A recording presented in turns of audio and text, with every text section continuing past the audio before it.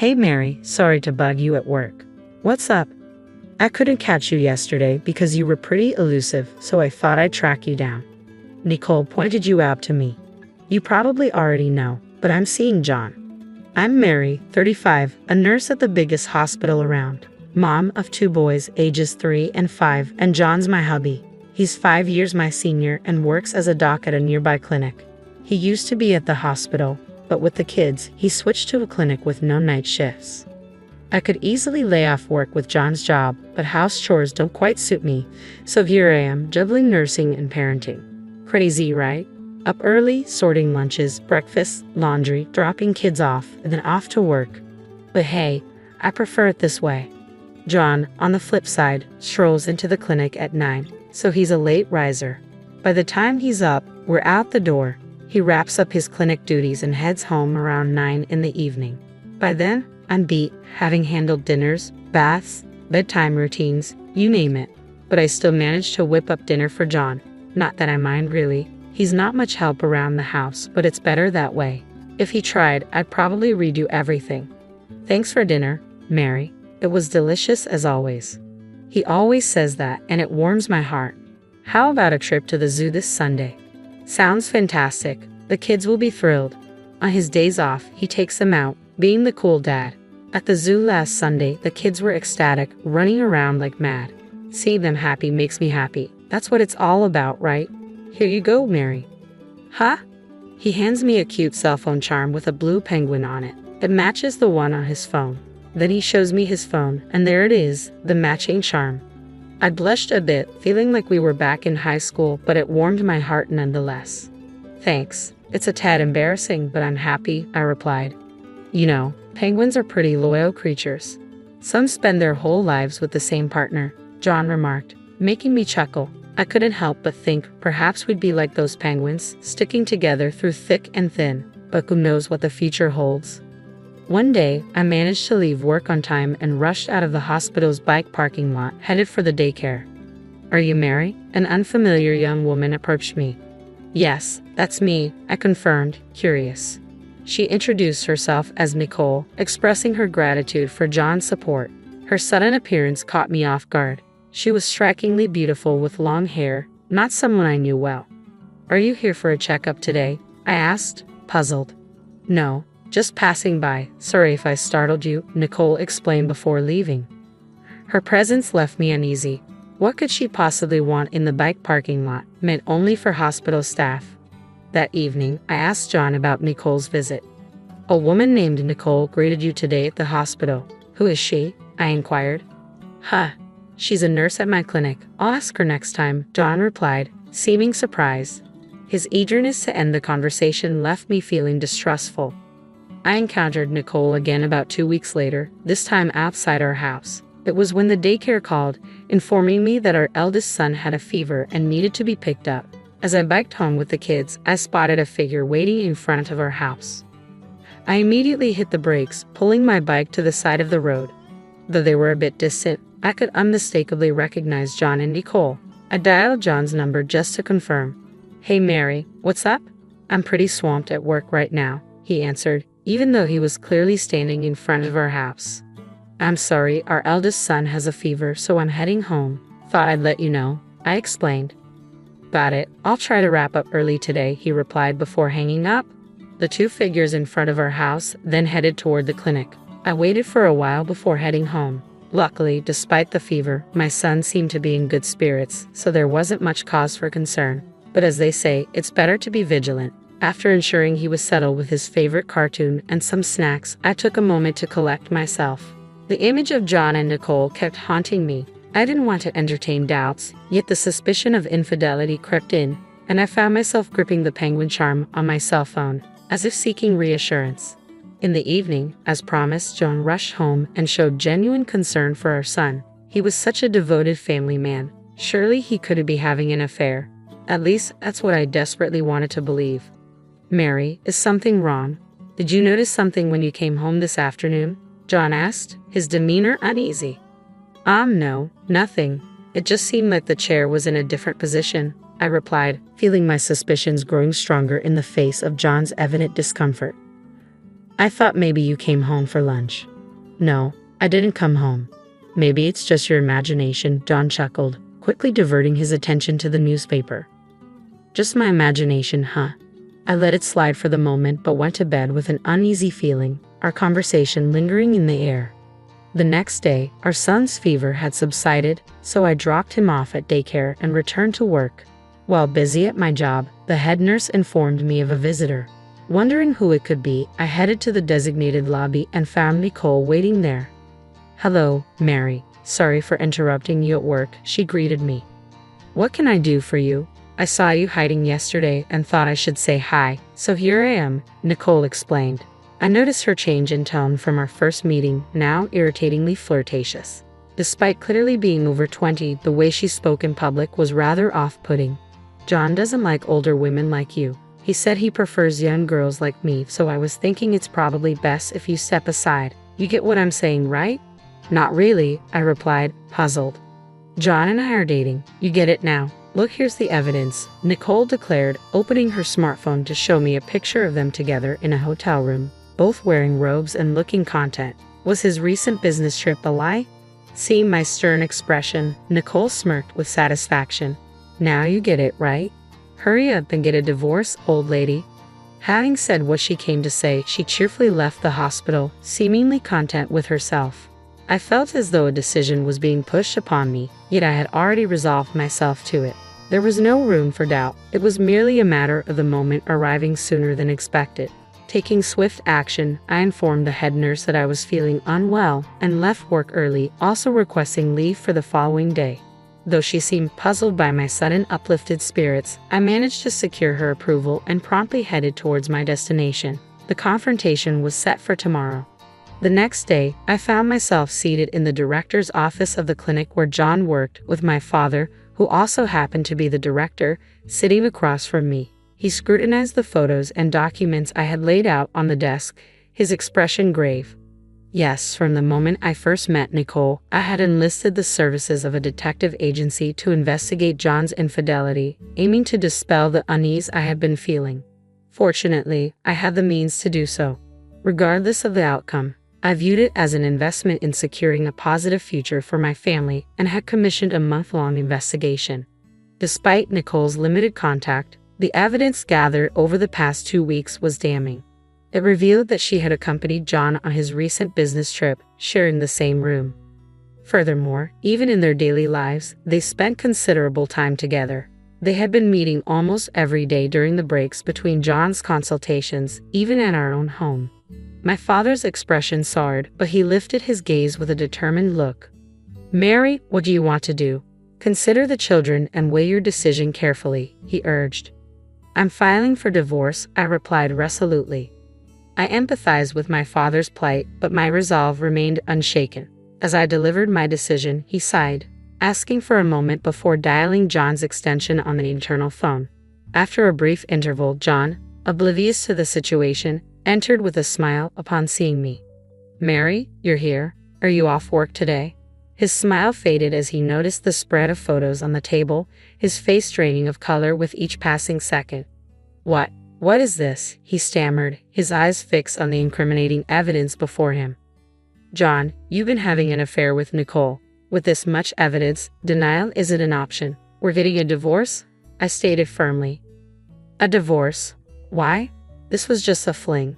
What I value is you and our family," John protested, his voice tinged with desperation. "Nicole came to disrupt my work, claiming you weren't interested in older women like me," I countered. "That's not true. You're beautiful and you're not old," John interjected, bewildered. My father promptly called for Nicole, startling her. "Doctor, you call for me." Nicole entered, visibly pleased to be personally summoned by the director, though her expression faltered upon noticing the tense atmosphere. "Nicole, could you explain these pictures?" my father inquired, gesturing towards the evidence on the table. Nicole's brows furrowed momentarily before she composed herself, wearing a smug smirk. "I apologize, doctor. John and I are dating. Of course, I know about Mary, but I could support him as a housewife. This way, he can concentrate on his work and be a devoted father," Nicole declared confidently, seemingly mistaking my father for John's own. "John, visibly shaken, appeared at a loss for words while my father turned to me with a solemn inquiry.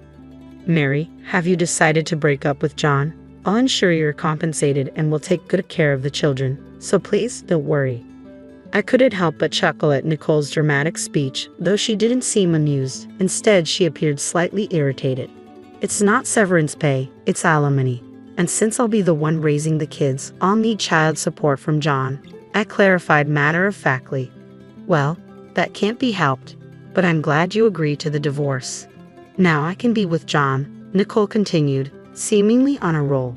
Stop it, John muttered under his breath, but Nicole, caught up in her momentum, didn't seem to hear him. Well then, as soon as you're ready, could you leave the house? Nicole's words were abruptly halted as John grabbed her shoulder to silence her. Her surprised gaze met his, and John spoke up. Nicole, I'm sorry, it was just a fling.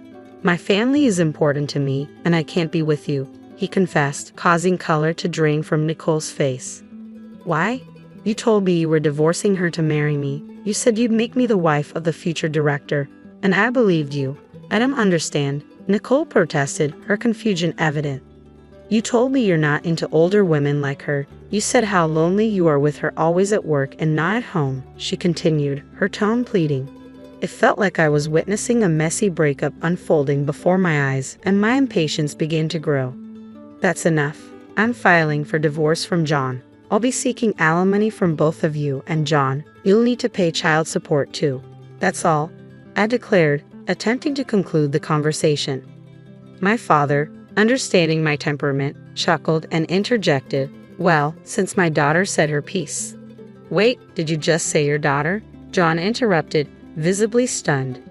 Yes, Mary is my child and John is my son-in-law, my father clarified, causing Nicole to panic. What happens if he's no longer the heir? Can't he live in that big house anymore? Nicole panicked, realizing the implications. Mary, I'm truly sorry. John suddenly fell to his knees, bowing deeply to me. Nicole, now realizing she was nothing more than a fling, was left stunned. I can't ask for your forgiveness, but could you possibly give me another chance? John's desperate bowing likely stemmed from the fear of losing his job. However, no matter how deeply he bowed, I couldn't find it in me to forgive him. Besides the affair, there was another reason why forgiving John was impossible for me. That's impossible. Do you recognize this? I pulled out my cell phone and showed him the blue penguin charm. John's face paled, confirming his guilt. Yesterday, when John showed me the photo at the hospital, I had been elated. We had matching charms, and he had shared with me the significance of penguins mating for life. I cherished the blue penguin charm he had given me, but now I noticed something crucial. Nicole also had the light blue charm on her phone. Yes, Nicole confirmed. John bought it for me. Admitting defeat, John confessed to buying it. That's why it's impossible. We should break up. Nicole has the exact same one, not just a different color. That tells me enough about your feelings. I can't forgive you, no matter what. Please, Mary, John pleaded, but my father intervened, expressing his outrage at John's betrayal and Nicole's disruption of clinic discipline. As a clinic director, I must punish both of you, my father declared. Be prepared for that. I'm so sorry, but please let me keep my job, John pleaded. We'll go through lawyers from now on. You both can leave for today, and from tomorrow, you'll be on paid leave. You don't have to come to work. Wait, I don't understand, I interjected. John, you're a doctor. Can't you work elsewhere?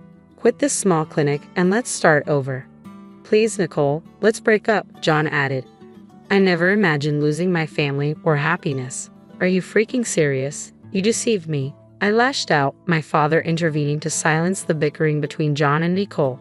Despite John's past insistence that family was paramount, his actions have betrayed us.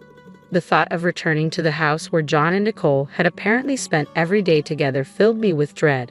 So, I requested to stay with my parents for a while, taking my children with me.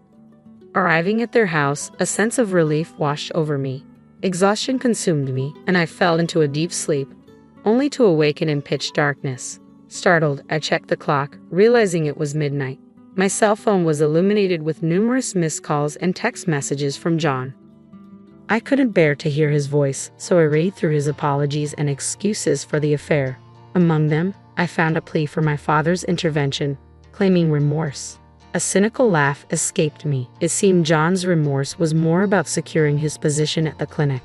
Fury and pity overwhelmed me, leading me to forcefully tear off the penguin charm from my cell phone and discard it. A wave of sadness engulfed me, tears flowing freely even in the dead of night. My mother, awakened by my sobs, offered her comforting presence, staying by my side throughout the night. Family's warmth enveloped me, and as I yearned to build a family like this, my tears continued to flow. The next morning, I awoke feeling lighter. Though my mother expressed concern, I've always been one to bounce back quickly. I had completely cut off all emotional ties with John. That very day, I met with a lawyer introduced by my father and swiftly arranged for alimony and child support. I left the rest to the lawyer and resumed my daily life. It took longer than expected, but eventually, the lawyer informed me that the divorce was finalized. John had put up a fight, unwilling to let go of both the marriage and the clinic. However, he eventually agreed to a settlement after realizing he had little chance of winning in court. Once the divorce was finalized, Nicole and her parents discovered the news and pressured John into marrying her, citing our child. I had demanded substantial alimony, and John was left with almost no money after paying the lump sum for child support. Nicole was furious at the turn of events, neglecting housework, which led to constant arguments between them. The lawyer kept me informed of these developments. Moreover, although my father now ran a small clinic, he had a vast network from his previous role as a department head at a large hospital. News of John's situation spread quickly in the area, making it challenging for him to find employment as a doctor elsewhere. Whether he would leave town or find a different job was of little concern to me now. My father decided to rent out our former house to someone he knew, respecting my desire not to return there. I resolved to build a new home for my family of 3 with my own finances. Until then, I planned to stay at my parents' house to care for my children. Despite my young age, I jokingly mentioned to my parents that I wondered if there might be someone else out there for me. They laughed, teasing me about my impatience.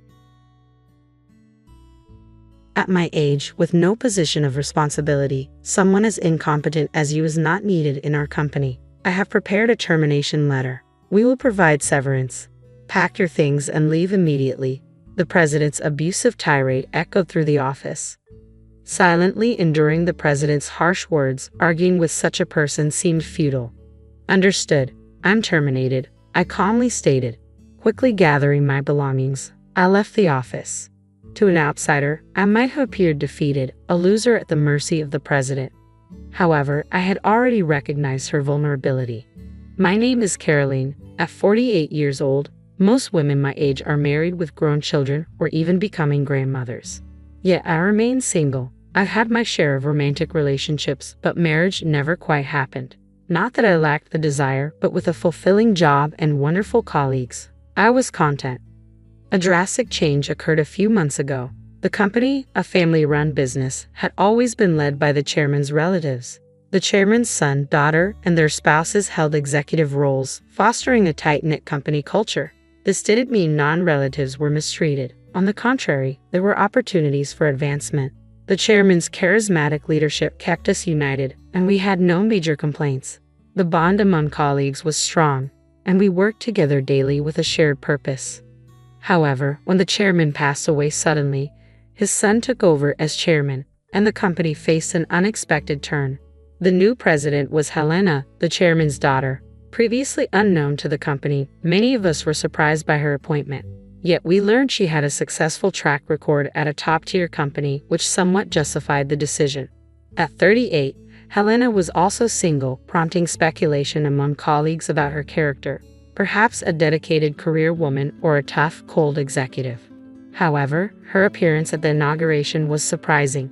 She resembled more of a club hostess with revealing attire and loud accessories. Her strong perfume lingered in the air, causing many to grimace. Her speech, influenced by her appearance, felt shallow, lacking commitment and passion for the company, leaving me uneasy. However, worrying wouldn't change things. Focusing on my work, I tried to move past the inauguration's aftermath and settled into my tasks. Yet Helena's unexpected visit to our department soon after heightened tensions. Ignoring everyone else, she zeroed in on Cecil, a colleague, making an announcement. "I like you. You stood out at the ceremony earlier, Cecil." "Such a cute name," Helena said, her voice cutting through the stunned silence. How about joining me for lunch to celebrate my appointment? Cecil turned pale, frozen in place, as did everyone else in the room. The atmosphere was tense with disbelief at what the president was suggesting. Don't look so surprised, Helena continued casually. I find being invited by the president quite endearing. She reached for Cecil's arm, clearly intending to leave immediately. Cecil managed to interject, his voice strained. Please wait, I appreciate that offer, but I have urgent work to finish this morning. Could we possibly wait until break time? It's barely past 10 a.m. Helena's expression hardened slightly. Is your work truly that urgent? If so, someone else can handle it. Lunch with the president is a far more valuable use of your time. I'll teach you what to prioritize, she insisted, gently pushing Cecil along despite his reluctance. When they returned hours later, it was well past 2 p.m. Cecil, 38 years old, divorced for a few years and now single, was admired for his refined looks that seemed to improve with age. Many female colleagues harbored secret crushes on him, celebrating his return to the dating scene after his divorce. While Helena's fondness for Cecil might have been understandable, her behavior was unbecoming of a president. The day's events revealed more about Helena's true character than anyone expected. To make up for the morning disruption, Cecil ended up working late, a consequence of Helena's actions that benefited no one. Cecil, I've reserved a wonderful French restaurant for us today, the one with the chef I mentioned before. We better hurry or we'll be late, Helena announced, appearing frequently and forcefully to whisk Cecil away for lengthy lunches. Helena, I appreciate the gesture, but I really need to focus on my work right now, Cecil replied politely, attempting to maintain his composure despite the disruption. As this became a regular occurrence, Helena would often occupy the seat beside Cecil, disrupting his workflow with her chatter. Colleagues displaced by Helena struggled to complete their tasks, often resorting to overtime. Gradually, a simmering discontent grew among the staff towards Helena. While no one dared to voice their frustrations openly, it was clear that many shared the same sentiment. When exactly does Helena perform her presidential duties? It seems like she's not taking her job seriously at all, murmured a colleague with a skeptical glance towards Helena's office. I found myself busy helping Cecil and others with their work in overtime.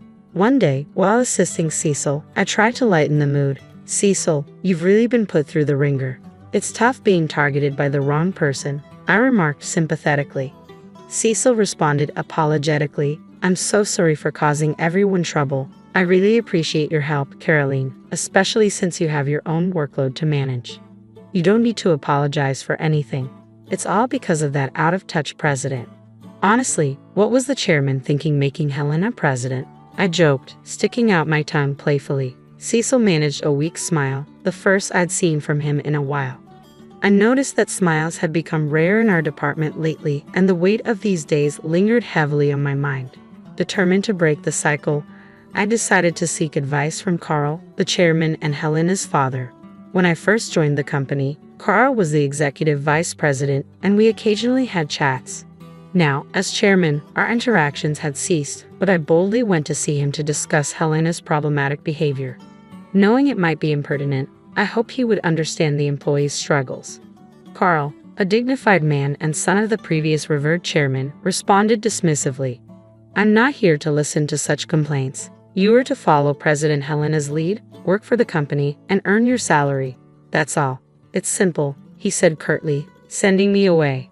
Disappointed and furious, I realized Carl, who had appointed Helena as president, was just another fool. The next day, Helena came again to invite Cecil to lunch, but our department was bustling with a crucial project deadline.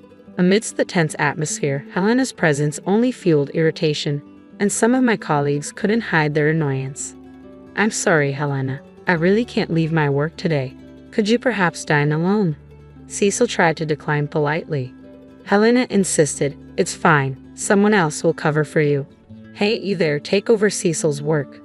Unbelievably, Helena approached me next, saying, right now, both Cecil and I are swamped with work. No one in the department has the capacity to take on additional tasks. I'm sorry, but that's not possible, I firmly replied, meeting Helena's wide-eyed disbelief. Despite momentarily faltering under Helena's stern gaze, I knew I had to speak up. I said it's not possible. Cecil's tasks today are critical, and I have a pile of my own work to complete. Taking on Cecil's responsibilities is simply out of the question, I asserted firmly. Every time you pull Cecil away, our department's progress stalls, significantly affecting the company's performance. As president, you must be aware of this. We're receiving complaints about poor responsiveness from clients, and our credibility is suffering.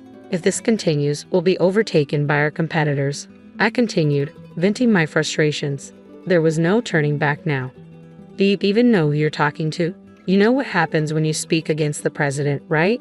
Helena's voice, so different from the sweet tone she used with Cecil, was filled with intimidation as she retorted. I'm speaking out of concern for the company. We're all striving to improve performance. I can't comply with actions that will hinder our success. We need Cecil at his desk right now, I insisted, choosing my words carefully, mindful that she was still the president. Is that all you have to say? I'm shocked to find such a lowly employee among us, Helena sneered, snatching my employee badge to read my name. Caroline, huh? It figures you'd say such vulgar things. You're going to regret what you did today. With a sudden change in tone, Helena turned sweetly to Cecil, saying, Cecil, let's try again tomorrow. I'll book an Italian place. My mood's been spoiled by this silly little scene. With a fluttering wave, she left the department. Applause erupted around me as colleagues praised me, commenting on how refreshing and courageous it was to speak up. But I did feel relieved. Helena's words weighed heavily on me. I knew this wouldn't end without repercussions, Cecil said, placing a comforting hand on my shoulder. Caroline, are you okay? His concern was evident, and it warmed my heart. Are you okay, Caroline? I know you spoke up for all of us, but now you're in the president's sights. I'm on your side, though. If anything happens, I'll be here to protect you, he reassured me with strength in his voice. His strong reassurance lightened my heart slightly, and I felt grateful for such a supportive colleague. With these colleagues by my side, I felt ready to face whatever might come next. However, Helena's retaliation came sooner and more straightforwardly than I expected. She showed up in our department the very next day with a harsh tone and words that cut deep. You, at your age, with no significant position, not proficient at work, just getting older and more out of sight, Helena began sharply. How dare you talk back to me? Someone who has remained a mere employee all these years is not needed in this company. Frankly, you're an eyesore. You're fired as of today. Pack your things and leave. I was astounded by the abrupt and harsh dismissal. Fired? I echoed in disbelief. With rough breath, Helena pulled out a piece of paper. Yes, but it's not wrongful termination.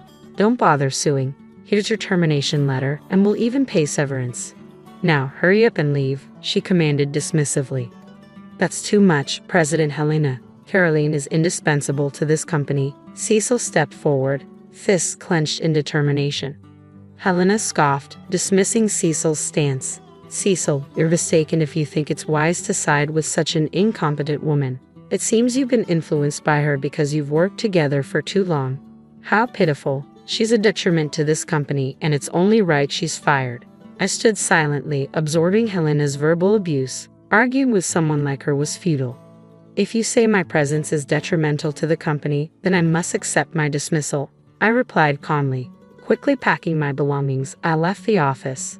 Though I couldn't suppress my intense anger, I was determined not to let this end here. I had already identified Helena's weakness. The next day, I welcomed a refreshing morning, had breakfast, and cleaned my house. Glancing at the clock as it struck 10 a.m., my phone rang. The company's number flashed on the screen. The caller was easy to guess. It must be Helena. Slowly, I answered. Caroline. Oh, thank goodness you picked up. Listen about the firing yesterday. It was just a joke. I never imagined you'd take it seriously and actually not show up today. I'll overlook your tardiness, so please come to the office as usual. Helena spoke in the same controlling tone she used with Cecil. You're so honest, Caroline, to take such a joke seriously. Helena's voice quivered slightly. It wasn't a joke. I have the signed termination letter. Does the company sign such things as a joke? If so, that's terribly irresponsible. I began firmly, staring directly at Helena. A president who flirts with male employees and publicly humiliates an employee is disgraceful. I want nothing more to do with such a company. Helena was speechless at my words, so I pressed further. I know everything that happened this morning in the office and that you'd come crying to me for help. I heard all about it from Cecil. Today was an especially important day for presenting our company's best product to a crucial client. Success would significantly boost our company, while failure would allow competitors to leapfrog us to industry leadership. Even Helena must have recognized this importance, attending the morning meeting to motivate everyone. She asked who was in charge of the presentation, but no one came forward, and the room fell silent. Of course, I was the presenter. When Helena realized this, she panicked. She asked if anyone else could handle the responsibility, but all she found were resignation letters from all employees upon hearing of my dismissal. Everyone had had enough of the company. Please, if you're there, Caroline, the presentation can still go ahead. We don't have much time before the meeting with the client. I'll double your salary and you'll be treated as a director. Please come back, Helena pleaded hysterically, almost incomprehensibly. Unfortunately, I have no intention of returning. Please handle it yourself. As president, you haven't worked properly and have been chasing employees around, decreasing performance. I don't think you have the capacity to manage it, I said firmly before hanging up. I dismissed her further calls without hesitation. It would be interesting to see how she managed alone. That evening, Helena and Carl came to my house. As I cautiously opened the door, Helena began, "I'm sorry. I'm so sorry. Please forgive us," they pleaded tearfully. Apparently, the presentation had been a disaster from the moment Helena arrived alone. The client must have been skeptical, and just minutes into the presentation, they stormed out, disgusted with Helena's incompetence. They said they'd reconsider if you were involved. "Caroline, please, for the company's sake, come back," Helena pleaded. My anger erupted. "For the company? How can you say that? You've disrupted employees' work, fired me for speaking up, and caused everyone to turn against you due to your arrogance. This is the result of your actions. Please leave." As I attempted to close the door, Helena sprang up. "It's all because you interfered with my lunches with Cecil, embarrassing me in front of everyone. That's why I fired you. You got in the way of my lunches with Cecil. That's all it was." What a childish notion. I knew it, but hearing it directly from her made me feel sick. "I'm begging you to come back." Suddenly, Helena lunged at me but was swiftly stopped by Cecil, who had come out of concern. "Enough, please. I came because I was worried about Caroline, and I can't believe it's come to this," Cecil said, surprising both Helena and me. "Helena, let me make it clear. Dining or talking with you has been nothing but a pain because I have someone I like. I've told you many times, but you only looked at my appearance and never listened," Cecil confessed, leaving Helena paralyzed. Caroline and the other employees who resigned have already found new jobs. A competing company looking to expand was thrilled to hire us all. Everyone is talented, and they were delighted, I interjected firmly. "Caroline and I are not coming back. You're the reason she was unfairly thrown out of the company. Please don't show up in front of us again. If you don't leave, we'll call the police." Helena tried to say something but was pulled away by Carl, who was also pale. He was the fool who appointed Helena president and dismissed my desperate pleas. There was no room for sympathy without supporting employees, and missing the great opportunity, the company's reputation plummeted, leading to bankruptcy. I am sorry to the wonderful predecessor, but once the predecessor was gone, it was only a matter of time before it came to this, I concluded sadly. Helena and Carl disappeared, buried under immense debt, living lives I don't even want to imagine. Meanwhile, Cecil and I began dating. The confession that I was the person he cared for came as a sweet surprise after years of working together. Our relationship evolved from trusted colleagues to partners. I'm grateful I didn't rush into marriage when I was younger, as I've now found the best partner later in life. Life is unpredictable. Maybe Cecil and I will get married. That's what I've been contemplating recently.